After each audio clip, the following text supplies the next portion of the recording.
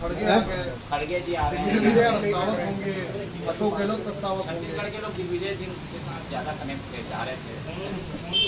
अब शाम तक देखिए, आज नामांकन का आखिरी दिन है। जो सबके मन में जो कौतूहल और ये रहता है कौन बनेगा कैंडिडेट, तो वो सब चीज़ें हैं। और अच्छा लग रहा है कि लोकतांत्रिक ढंग से चुनाव हो रहे हैं, कौन कौन नामांकन भरते हैं ये अभी शाम तक के क्लियर हो जाएगा। उसके बाद फिर स्कूटनी होगी और उसके बाद फिर कौन मैदान में बसते हैं वो देखने की बात होगी।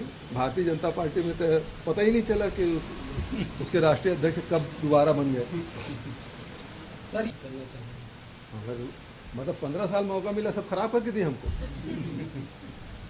बिल्कुल सही बात है। उसके शासनकाल में सरगुजा और रायगढ़ का जसपुर का इलाका पूरी तरह से खराब मिला था। बस्तर में हम लोग सड़कों की हालत सुधारी है, मैदानी हिस्से में रास्ता हम लोग सुधार रहे हैं और लगातार उस दिशा में काम हो रहा है और सड़कों की हालत हमारी बहुत अच्छी होगी। सर महंगाई तो बढ़ती जा रही है। भारत सरकार खुद स्वीकार कर रही है कि अभी जो महंगाई भत्ता बढ़ा है वो बता रहा है कि महंगाई बढ़ी है।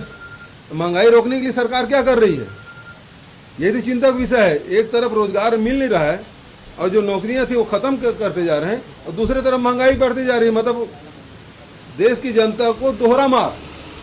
अब सरकारी कर्मचारी को तो दे दिए डीए, लेकिन आम जनता के लिए क्या है, उसके लिए महंगाई बढ़ी ना, और ऊपर में और रेपो रेट और बढ़ा दिए। तो इसका मतलब यह है कि आम जनता को लूटने का काम केंद्र सरकार कर रही है।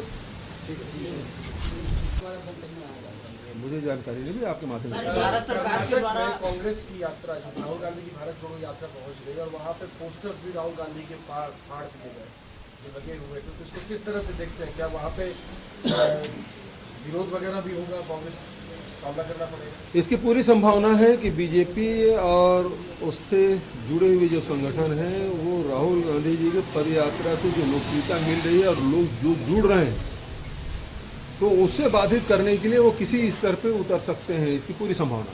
सर जेपी नड्डा कह रहे हैं कांग्रेस अब भाई बहन की पार्टी रह रही है, इस पर क्या कहेंगे? नड्डा जी तो बताए कब वो नामांकन भरे और दूसरे बार अध्यक्ष कब बन गए। वो रबर स्टैंप से अलावा कुछ है क्या जिसके बारे में बात कर रहे हैं? सर, ये भारत सरकार के द्वारा मुकेश अंबानी को जेट सुरक्षा दिया जा रहा है। मुकेश अंबानी स्वयं तो सक्षम है, लेकिन भारत सरकार के द्वारा जिस प्रकार से सुरक्षा प्रदान किया जा रहा है, इस पर क्या कहना है?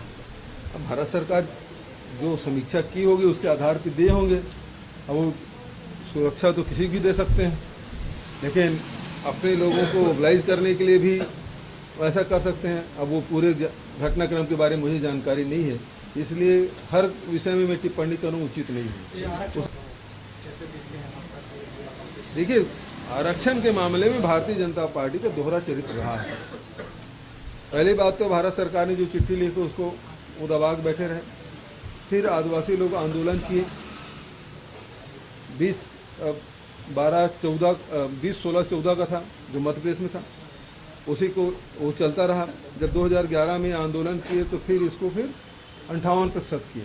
58% 2011 में करने के 2012 में करने के बाद उसके बाद कमेटी बना दी, सीएस की कमेटी बना दी, ननकीराम कमेटी बनाई, लेकिन उसे हाई कोर्ट ने कभी प्रस्तुत किया नहीं, केवल स्टे लेके काम चलाते रहे। तो कभी न कभी स्टे की सुनवाई होगी, लेकिन 12 से लेके 18 तक के उनको मौका मिला था, लेकिन उसमें उस दिशा में आगे क्या कार्रवाई की? हम आरक्षण जिसका जो हक है वो मिले, इसके हम पक्षधर हैं और उसके लिए लगातार हम लोग काम कर रहे हैं।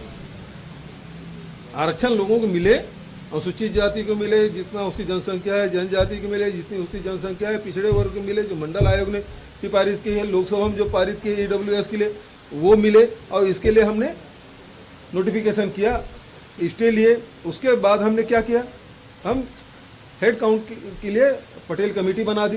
तो हम प्रयास कर रहे हैं, लेकिन उन्होंने क्या प्रयास किया, एक स्टे ले लिया, उसके बाद बैठे रहे।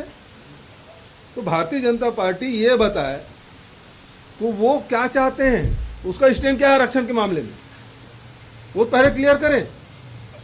वो 58% के पक्ष में है या जो जनसंख्या है अनुसूचित जाति के, जनजाति के उतना मिले, साथ ही पिछड़े वर्ग को 27% जो मंडल आयोग का जो सिफारिश है वो मिले, और 10% जो EWS की जो लोकसभा में जो पारित किया है, भारत सरकार ने किया है, इस मामले में भारतीय जनता पार्टी का स्टैंड क्या है वो स्पष्ट करे।